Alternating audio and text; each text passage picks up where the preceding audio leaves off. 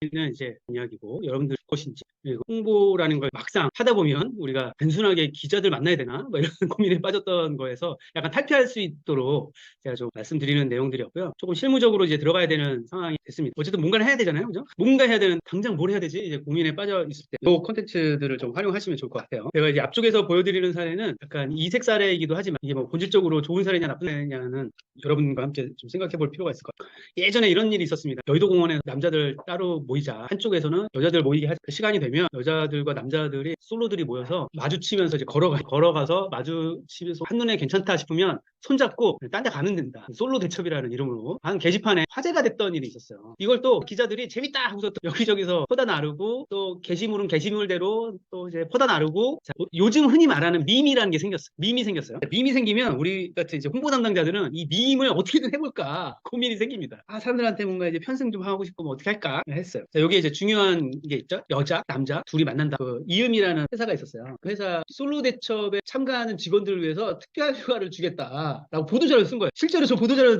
낸 거예요. 솔직히 저게 보도자료 될 내용입니까? 어쨌든 대학생 여자 대표고 이 회사 자체가 여자 남자 만남 앱이고 매치메이킹 앱이라서 솔로 대첩이라는 컨셉하고도 좀 잘 맞았잖아요. 그래가지고 기자들이 재밌네 이렇게 써줬어. 보도자료를 우리가 보내면 사람들은 보도자료만 보는 게 아니라 보도자료가 뉴스 가치를 가지는지를 판단한단 말이에요. 기자들 입장에서. 기자들 입장에서는 이제 뉴스 가치를 가지는지 확인했을 때 괜찮다, 흥미롭다, 근접성이 있다. 우리 이거 내줘도 뭐 독자들한테 해가 되지 않겠다 이런 생각이 들 거 아니에요. 그러니까 냈어 실제로. 그죠? 그리고 독자들 입장에서도 재밌네 정도는 나올 거 아니에요. 가십으로 나올 수 있습니다. 똑같은 날 KT, 신발 등산화 만들던 회사 특별 휴가를 쏘겠다고 직원들한테 보도자료를 뿌렸어. 거기 한 군데도 보도자료가 왜 안 나왔을까요? K2 등산화 만들던 회사 솔로 대 직원들한테 가라고 보도자료를 뿌렸는데 자, 이 보도자료를 뿌릴 때도 밈이 있다 해도 뭔가 이렇게 연관성을 만들어야 될 거 아니에요. 등산을 좋아하는 사람들 그 여자 남자 만나 등산화를 신고 등산을 좋아하는 사람들이 여의도 공원에 무슨 의미로 만날까? 기자들이 과연 이 보도자료를 보고 기사화했을 때 어떤 의미를 가지는지 상상을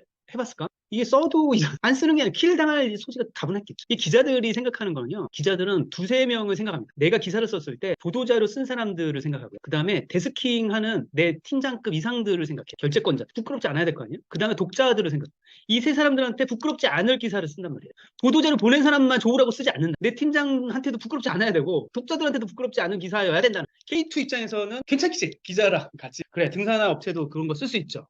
아 팀장이 제3자 입장에서는 야, 이게 우리 매체한테 이게 나와서 괜찮은 거야 라는 생각을 할 수 있다. 그렇죠? 그런 의미로 이음한테는 괜찮은 보도자료였지만 적절했지만 K2한테는 적절하지 못했던 보도자료였고 당연히 실적도 안 좋다. 자, 그다음 이런 내용이 있습니다. 우리가 통제 불가능한 상황들이 종종 있어요. 가끔가다. 쏙 사다 사태.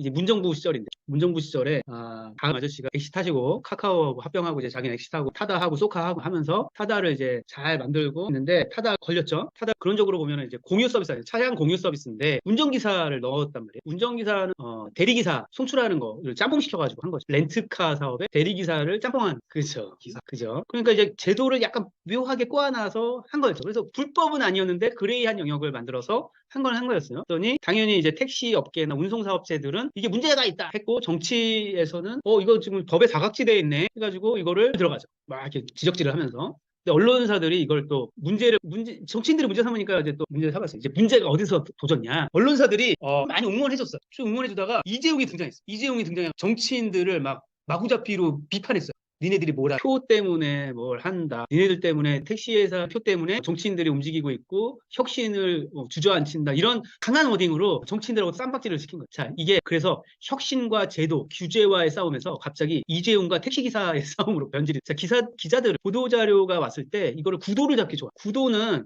우리가 유리한 측면의 구도를 만들어야지 상대방의 게임장에 들어가는 순간 우리가 구도가 깨져요. 상대방의 게임장에 들어가는 거는 뭐예요? 여기서는 이재용이 지금 갑자기 상대방 게임장에 들어가 버린 거예요. 이거는 홍보 담당자가 제어할 수 없는 상황이었습니다. 누가 이재용이 이럴 때는 사실은 이재용하고 함께 메시지를 마사지할 수 있는 기획자가 좀 붙었어야 되는데 이재용이 메시지가 페이스북으로 난잡하게 막 나와버리는 바람에 구도가 잘못 짜여졌고 결국에는 법이 만들어졌고 그 법이 사실은 실존하는 법이어도 소급 입법돼서 해서는 안 된다 해서 결국에 다 무죄가 됐지만 그 자체가 망가져 버렸잖아요. 타다는 이제 이상해져 버렸고 VCA 가지고 만들었던 그 타다가 초기에 거의 뭐 몇백억 날렸죠. 홍보를 제대로 그 탑 매니지먼트와 제대로 메시지 조율이 안 된 상태로 이렇게 날려먹으면 그 전에 그 혁신이라는 컨셉으로 열심히 갈아놨던 밭들이 다 망가진다. 그래서 어느 순간 되면은 탑 매니지먼트와 함께 내부적인 커뮤니케이션을 많이 해야 되는 때가 온다는. 그래서 우리가 항상 외부 커뮤니케이션이 홍보라는 표현을 많이 하는데 사실은 외부 커뮤니케이션도 중요하지만 내부 커뮤니케이션도 어느 순간부터는 중요해지는 타이밍이 온다는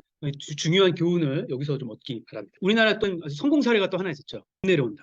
업 내려온다 사례 제가 그 지난주에 가봤더니 5,003년 전에 올라간 관광 영상에 여러분들 이거 재현할 수 있겠습니까? 이거 재현할 수 있을까요? 이런 사례는요 여러분들의 앞날에 독이 될 겁니다. 이런 재현할 수 없는 사례를 성공 사례라고 하면 큰일 납니다. 재현 불가능하고 계획되지 않은 성공 사례는 우리한테 독이다. 이거는 재현할 수 없고 우연의 일치고 뭐 어떻게 보면은 그 벼락 맞을 확률과 같은 사례를 우리의 성공 마치 우리가 그 모든 계획하에 만들었다는 듯이 홍보하면 절대 안 되는. 그래서 나중에 이런 사례가 여러분들한테 갑자기 잭팟 터지듯이 터지더라도 그냥 감사할 따름이다로 마무리하셔야지. 우리가 열심히 잘했다. 처음부터 기획을 잘했다 이런 표현하시면 큰일 납니다. 그 이후에 관광공사가 하나라도 홍보 제대로 된 사례가 있습니까? 단 한 개도 없어요. 단 한 개도. 지금 부산 엑스포 유치해야 되는데 단 한 개도 10만 건 넘어가는 게 없어요. 없어요. 이거 범 내려온다가 지금 3년째 홍보 담당자들 죽일 맛이겠지. 야 옛날에는 이거 했는데 왜 지금 못해. 홍보 담당자한테 일을 시키는 사람이든 이런 우연의 일치와 잭팟 터지는 상황을 일상으로 보시면 안 된다라는 건 꼭 말씀드리고 싶었어요. 그리고 담당자에게 너무 의존하는 담당자 한 명이 아주 특출나가지고 또라이 하나가 아주 특별한 경우가 일상은 아니라. 충주시 아저씨 있죠. 이 아저씨. 이 충주시 아저씨 자체가 셀럽이 돼버렸어요. 지금 여기서 유튜브에 그냥 찬조 출연하고 난리 났어요. 이 아저씨. 근데 만약에 이 아저씨가 빠지면 어떻게 될까요? 나중에 큰 리스크라고. 홍보 담당자는 항상 숨어 있어야 돼요. 드러나면 안 됩니다. 드러나는 상황이 발생이 되더라도요. 가급적이면 탑 매니지먼트에서 그 홍보 담당자들을 숨겨주는 역할을 해주셔야 돼요. 탑 매니지먼트가 드러나도록 하거나 그 탑 매니지먼트가 그 담당자와 함께 출연을 해줘야지 그 담당자만 도드라지는 상황이 발생되면 나중에 그 담당자는 반드시 교체되거든요. 그러면 항상성이 떨어져요. 조직이 움직일 때 조직의 항상성이 떨어지면 이런 일은 다시 발생하기가 어렵다는 거예요. 충주시 이 아저씨가 충주시로 가버리면 어떡할 겁니까? 충주시는 어떡할까? 다행히 이 아저씨는 이제 아직 계속 충주시에서 열심히 하고 있더라고요. 그리고 이 사람도 마찬가지지만 성과가 너무 좋아요. 홍보 성과가 너무 좋아. 근데 돈도 적게 들고 성과가 좋으니까 예산이 크게 배정이 안 될 거 아니에요. 근데 이 사람이 점점 예산이 적게 들고 그 이전보다 더 나은 성과를 압박받을 가능성이 높다 이거죠. 그러면 이 사람은 괜찮다 하더라도 다른 담당자들이 성과 증가에 대한 압박이 있을 수 있다. 그런 점에서는 좋은 사례는 아니라고 봅니다. 그냥 이색적인 사례다. 보시는 게 맞겠다. 그래서 누가 이런 거 자꾸 들이밀고 그러지 마시라는 거고 이거 들이밀었다고 해도 그거는 명승훈이 그러던데 그건 이색적인 사례다. 표준화될 수 없는 사례다. 이해시키시고 우리는 표준화되고 객관적이고 항상성이 있는 홍보를 해야 된다라고 주장을 하시면 됩니다. 이 말 극대리죠. 이런 거 제가 이 대표 입장에서도 이렇게 아랫사람이 이런 거 가져오면 고민될 것 같아요.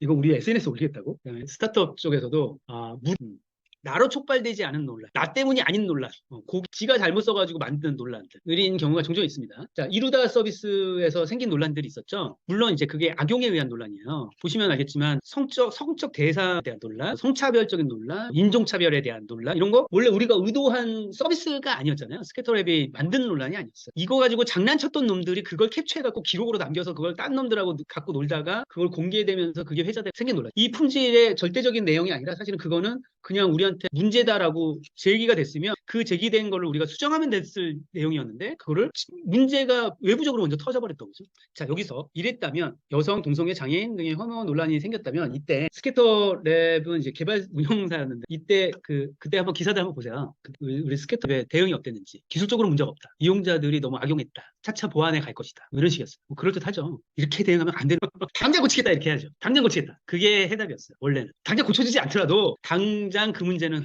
해결합니다. 문제가 있다는 걸 아는 순간 조치했다. 이런 표현을 했어야지 정상이었던. 이게 개발자들의 마인드. 이거 고치려면 한 3개월 걸리는데 이거 하려면 기획서 만들고 이거 DB 갈아엎고 좀 바꾸려면 한 2주는 걸릴 것 같은데 이 DB는 원래 우리 게 아닌데 뭐 이런 얘기가 생기면 곤란하다는 거죠.